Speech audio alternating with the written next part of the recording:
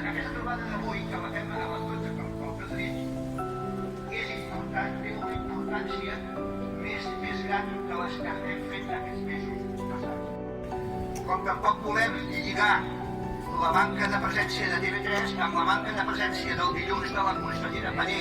He d'explicar encara el per què ara fa un any la senyora Encarna es va morir després de demanar l'assistència urgent.